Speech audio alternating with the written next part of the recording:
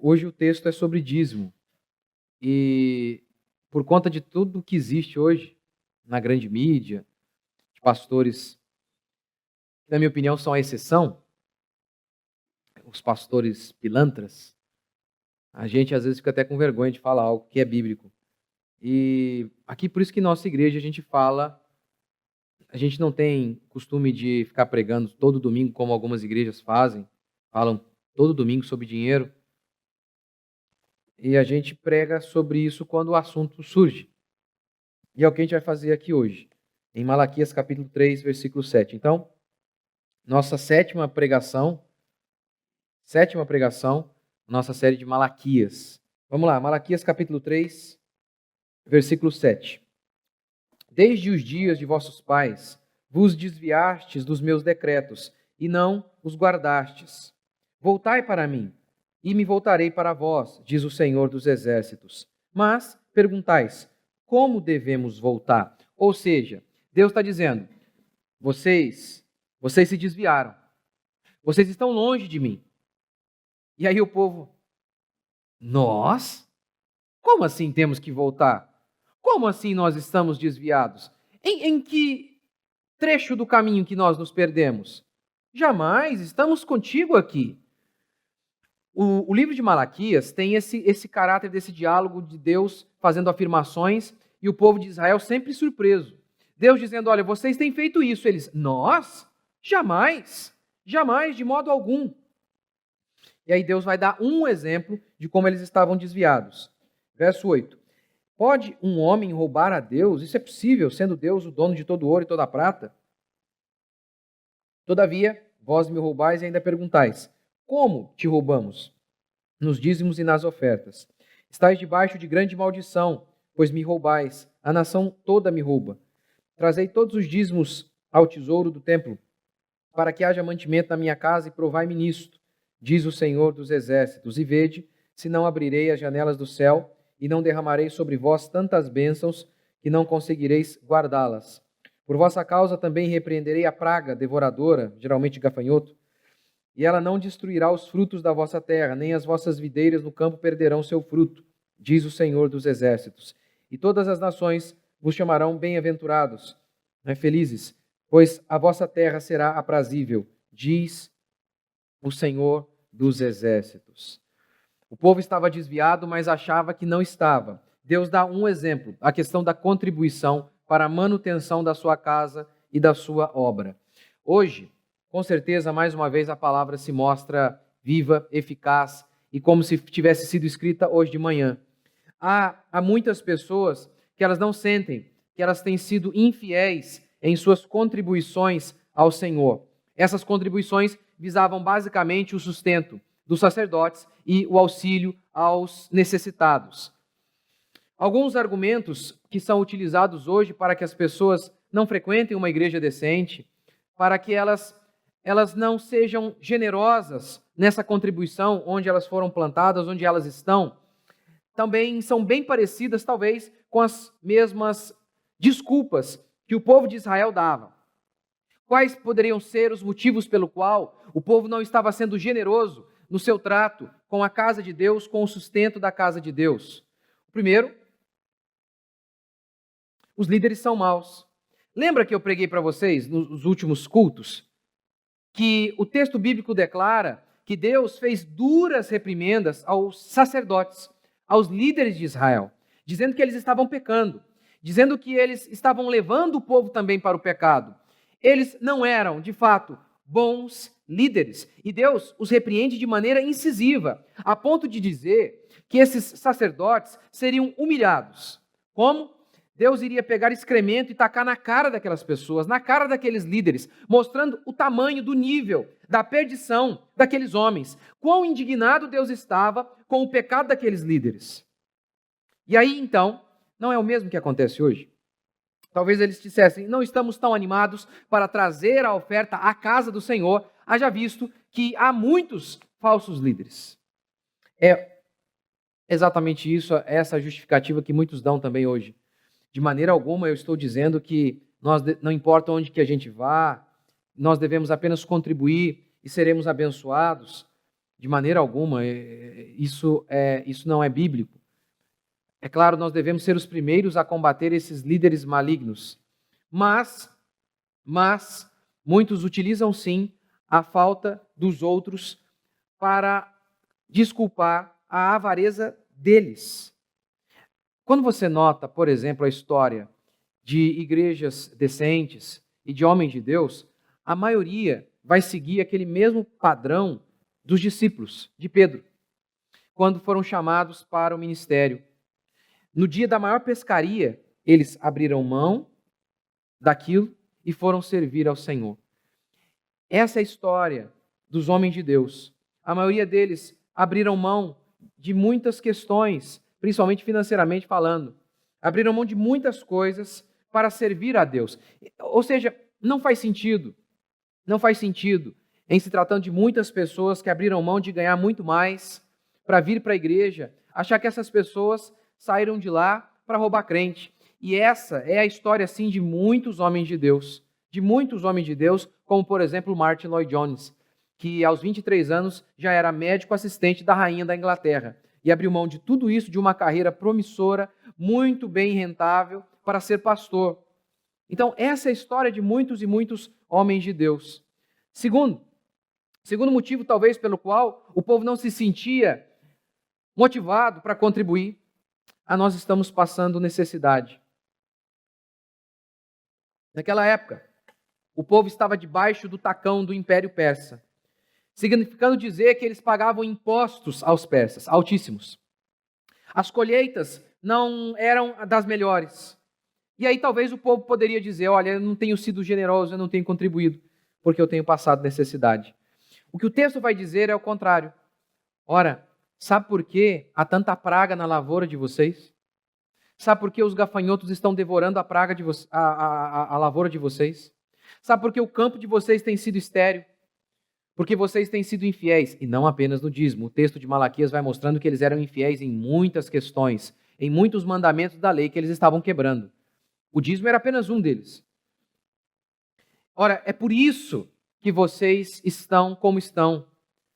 Vocês estão dizendo, olha, não contribuímos, não fazemos isso, não somos mais fiéis, não temos ânimo para sermos fiéis a Deus em todos os sentidos da nossa existência, por conta da necessidade que nos encontramos. Não temos ânimo para sermos honestos em relação aos nossos cônjuges, por conta da situação em que nos encontramos. E aí Malaquias vem e diz, inspirado por Deus, é o contrário. É o contrário. Vocês estão alegando falta de fé para contribuir, para ser honesto em sua casa. Falta de fé por conta da situação financeira, por conta da situação caótica que vocês vivem. É o contrário. Vocês estão nessa situação porque vocês não possuem fé, porque vocês não têm respeitado a aliança que eu fiz com vocês. Lembra que Deus havia feito uma aliança com o povo de Israel? Que se o povo fosse fiel, Deus iria abençoar o povo, Deus iria guardar o povo, Deus iria suprir as necessidades do povo. E a gente acredita que o dízimo não é uma contribuição, ela é uma devolução. E aí, se esse princípio é correto, que o dízimo é de Deus, como ele está dizendo ali, não é uma contribuição apenas, é devolução. A questão não é se eu tenho sobrando ou não.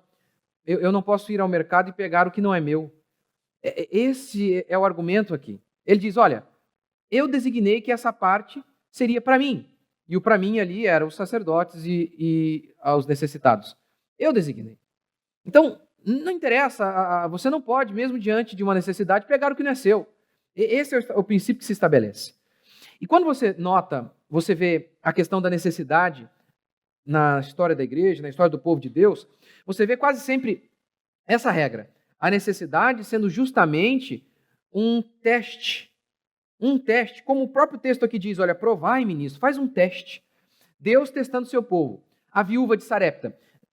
O profeta Elias chega diante da viúva e diz, olha, Deus falou que você vai me sustentar. Ela retruca, como? Eu só tenho um prato de comida, eu e meu filho vamos comer e vamos morrer.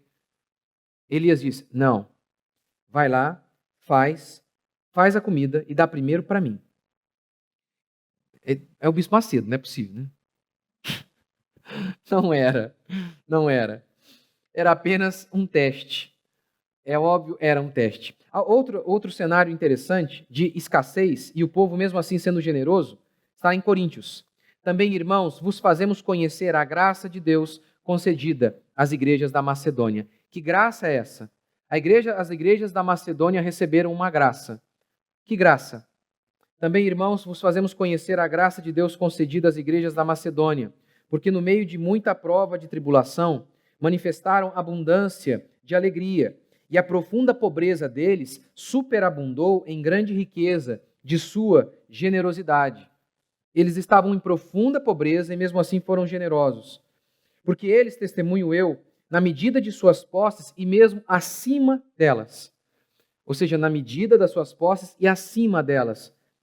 Eles deram o que não tinha. Se mostraram voluntários, pedindo-nos com muitos rogos a graça de participarem da assistência dos santos. E aqui, obviamente, não era nem algo relacionado diretamente à questão de dízimo, porque você vê, o povo estava passando necessidade e Paulo falou, olha, a gente precisa que vocês contribuem, precisamos que vocês contribuam. E aí eles falam, o pessoal da Macedônia, em profunda pobreza, falou, a gente quer contribuir. E aí Paulo fala, mas que jeito, com quê? Não, a gente quer, porque isso é uma graça. Poder contribuir é uma graça, é assim que Paulo vê. Ou seja, o debate, muitas vezes, em torno do dízimo, pode manifestar avareza de ambos os lados. De pastores gananciosos, mas também de cristãos que não querem ver a obra de Deus avançar. Eu acredito que o dízimo ele ainda tem o seu teor de lei para nós hoje no Novo Testamento. Muitas pessoas dizem, olha, isso é coisa do Antigo Testamento. A Bíblia já vai dar o primeiro exemplo, antes mesmo da lei, na pessoa de Abraão. A Bíblia fala que Abraão deu dízimo a Melquisedeque. Eu sei, ainda aqui não está estabelecida uma lei, mas você já tem um exemplo ali mesmo antes da lei. No Novo Testamento, você tem Jesus, em Mateus 23, que ai de vós, escribas e fariseus hipócritas, porque dais o dízimo da hortelã, do endro e do cominho, e tendes negligenciado os preceitos mais importantes da lei, a justiça, a misericórdia e a fé. Devieis, porém, fazer estas coisas sem omitir aquelas. Os fariseus davam dízimo do endro, da hortelã e do cominho, vendia lá uma salsinha da horta, eles davam o dízimo. R$1, eles davam o dízimo. Mas Jesus diz, vocês dão o dízimo, mas matam, roubam, enganam, mentem. E aí Jesus fala o quê? Parem de dar o dízimo e comecem a amar as pessoas. Não, ele diz assim, vocês devem fazer estas coisas, o pronome demonstrativo estas, visa retratar aquilo que está mais próximo. Por isso, esse o uso dele. Estas. O que está mais próximo do estas? Porque ele acabou de falar que eles amavam, praticavam a justiça, deveriam amar e praticar a justiça. Então Jesus diz assim, devieis fazer estas coisas, ou seja, amar, praticar a justiça, sem omitir aquelas. E o pronome demonstrativo aquelas se refere a algo que está mais longe. Quais eram aquelas? O dízimo, do endro, da hortelã e do cominho. Alguns pastores dizem assim, tá bom, é Novo Testamento isso aí. Mas aqui, a nova aliança ainda não tinha sido confirmada, então isso não vale. Se você seguir esse argumento, você vai ter que dizer que o Sermão da Montanha, que está aqui em Mateus, que compreende o capítulo 5 até o capítulo 8, e é a base para todo o Novo Testamento, todo o Novo Testamento está contido em Mateus capítulo 5, o mandamento moral, capítulo 5 ao capítulo 8. Dizer então que Mateus 23 não vale, também significaria dizer que o Sermão da Montanha também não vale, haja visto que Jesus ainda não havia morrido. Um absurdo sem precedentes. Mas a questão do dízimo é para os judeus. Que critério eles usam para fazer essa separação? O Salmo 23 é para nós. Qual é o critério? As bênçãos são para todos. Os deveres apenas para os judeus. Na realidade, tudo era para o judeu. Tudo. O dízimo, as bênçãos. É o que Paulo diz em Romanos. Romanos 9:1. São israelitas, pertencem-lhes a adoção e também a glória, as alianças, a legislação, o culto e as promessas. As promessas dizem respeito a quem? Aos judeus. E deles são os patriarcas, Abraão e por aí vai, Isaac, Jacó. E também deles descende o Cristo, segundo a carne. Paulo está dizendo, tudo é deles. Tudo é dos judeus. E aí, no livro de Romanos, Paulo continua. Mas ele diz assim, olha, eles são a árvore. O povo de Deus, a árvore do povo de Deus é Israel. Vocês, gentios, somos nós, foram enxertados nessa árvore. Deus não tem dois povos. Deus não tem duas alianças. Deus não tem dois códigos morais. Ele tem apenas um. Deus não tem duas esposas, uma esposa e uma concubina. Deus tem apenas um povo. De maneira que o que a gente sabe é o que está aqui em Efésios, capítulo 2. Aboliu na sua carne a lei dos mandamentos na forma de ordenanças, para que dos dois criasse um, em si mesmo, um novo homem, fazendo a paz. Efésios. Então, há alguns mandamentos que foram abolidos. Ele diz aqui, mandamentos na forma de ordenanças.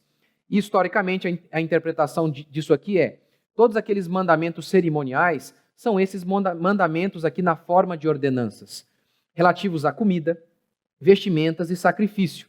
Hebreus vai dizer que tudo isso era uma sombra daquilo que haveria de vir.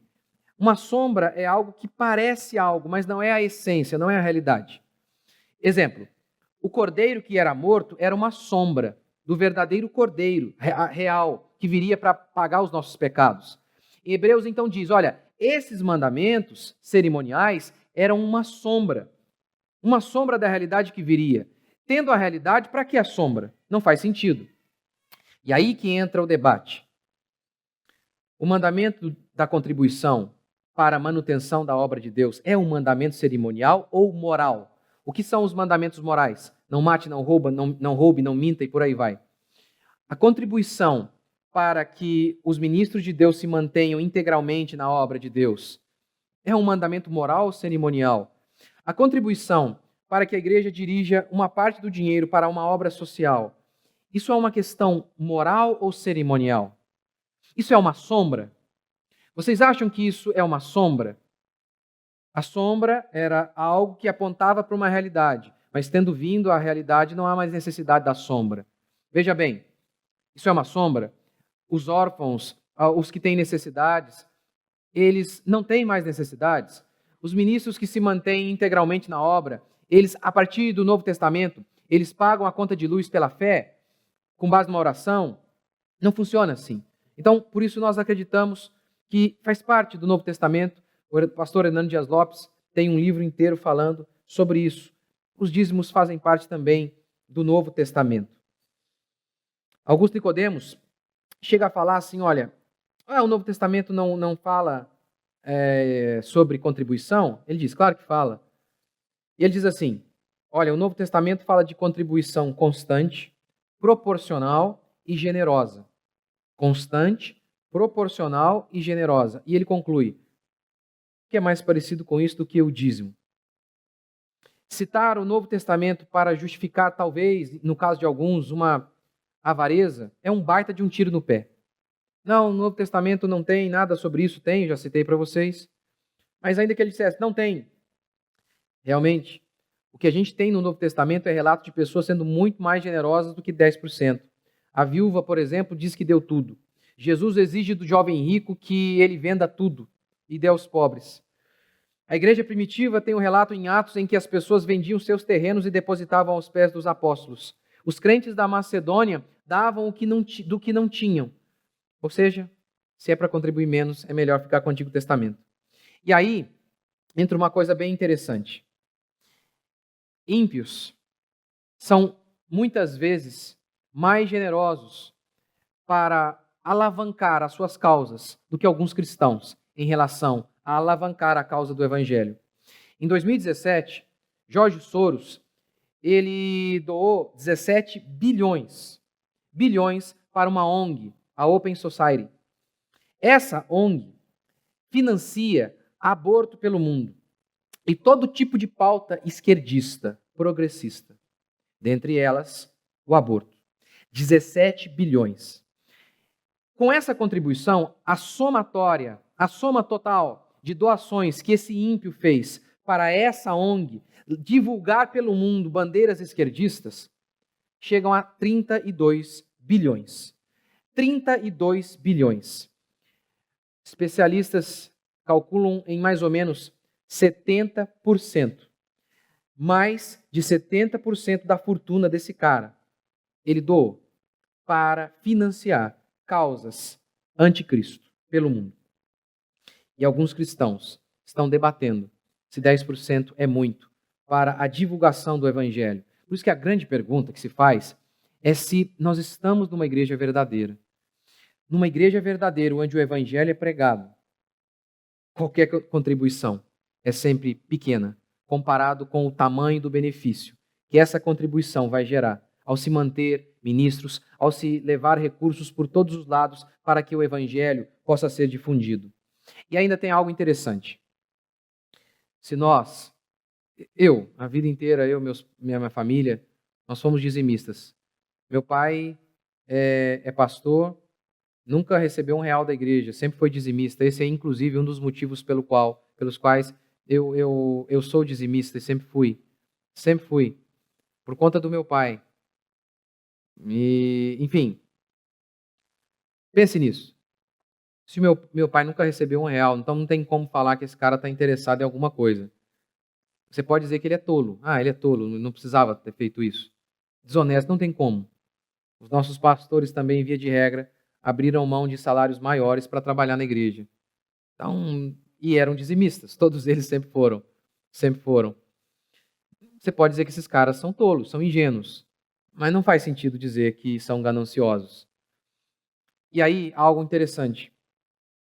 Imagine que cheguemos lá no céu e descobramos que dízimo não era lei. Mas a vida inteira nós contribuímos. O que vocês perderam? A Bíblia diz: acumulai tesouros no céu. A quem mais é dado, mais será cobrado. Mas, por outro lado, também diz: aqueles que contribuem receberão muito mais. Aqueles que semeiam vão colher muito mais. Qual será o seu problema? Qual será? Agora, o outro lado que é um problema. E se nós estivermos certos? E se estivermos corretos? É lei. E os cristãos que não estão dando? Então, para eles, se aplica tudo que está escrito aqui em Malaquias. Vocês serão malditos. O maior problema da maldição aqui não é nem a questão financeira. Você nota a última maldição? Ou a última bênção? E o inverso seria uma maldição? As nações vos chamarão felizes. Ou seja, não sejam fiéis a Deus em toda a sua vida, não apenas no dízimo. Não sejam fiéis e vocês serão infelizes. Infelizes. Infelizes. Nós, a igreja, ela é a luz do mundo. A luz do mundo. Luz do mundo. O evangelho, nesse sentido, é o trabalho mais importante que existe. Porque um médico, ele livra uma pessoa da morte. O evangelho livra uma pessoa do inferno. Um advogado pode arrancar alguém da cadeia. Só o evangelho pode livrar a pessoa da condenação eterna. Um artista pode conceder alegria momentânea a alguém. E ele faz isso. O evangelho produz paz por todo sempre. Todo sempre. É por isso, mais uma vez, voltando ao caso do meu pai, quando meu pai chegou aqui nessa igreja, eu acho que só o Paulo que deve saber, né? O máximo a Cecília. A igreja estava toda endividada. Toda endividada. Então, através da generosidade dele, é que nós estamos aqui hoje. E por onde, através do trabalho dessa igreja, é dessa igreja, não é meu, é da igreja, eu não faria nada sozinho. Onde o evangelho tem ido? Todos os dias, sem exagero, todos os dias alguém me escreve dizendo: pastor, eu não estou mais indo na igreja que eu ia. Até semana passada, a minha igreja era um espetáculo. Eu escutei sua série, estou procurando uma igreja decente. Eu ouço isso constantemente. Pastor, eu era desigrejado. Eu estou procurando uma igreja agora. Pastor, nós já tínhamos decidido que não teríamos mais filhos. Isso, Portugal, tudo que é lá. Minha esposa está grávida. Literalmente, quantas pessoas estão nascendo através deste trabalho? Literalmente. Quantas? Quantas pessoas restauradas? De uma maneira que nós mesmos nem imaginaríamos que chegaríamos tão longe. É por isso que o Evangelho, ele é central. E é nesse sentido que nós devemos ter um coração grato em contribuir. Porque, ora, a gente estava falando com o Tiago, estava conversando sobre algo, e aí a gente entrou numa questão. Ora, quem estuda o dia todo, nós trabalhamos o dia todo. E os pastores estudam. Então, não é uma questão de ser melhor. Sabem mais porque esse é o trabalho deles. Tem que saber. Tem que saber. Estudam para isso. Então não é uma questão de ser inferior. O meu trabalho é maior, não eu. O meu trabalho é a maior coisa que existe. Não eu. Não eu. Porque só o Evangelho pode salvar. Só ele salva. Só ele. Só por meio da pregação genuína do Evangelho que vidas são salvas. Também tenho recebido convite de pessoas para que a gente abra igrejas em outros lugares, pastores interessados em receber ajuda, assistência nossa. Tudo por meio do trabalho que é realizado aqui, da contribuição que mantém tudo isso. Então, ou seja, o cristão genuíno, ele tem prazer em ver o Evangelho prosperando e progredindo. Aqui, faltava fé para eles contribuírem. Hoje também. Se nós estamos certos, e a igreja é a luz do mundo, e só a pregação do Evangelho pode salvar, a Bíblia diz assim, aquele que dá um copo de água para o profeta vai receber galardão de profeta. Ou seja, alguns descem lá no buraco. Alguns seguram a corda. Alguns estão segurando a corda.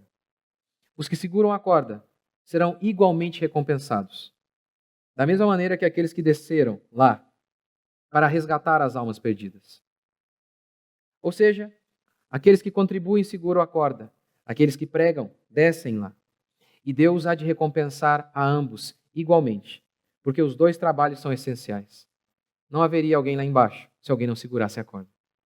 Não haveria ninguém lá embaixo tratando das feridas se alguém lá em cima não segurasse a corda.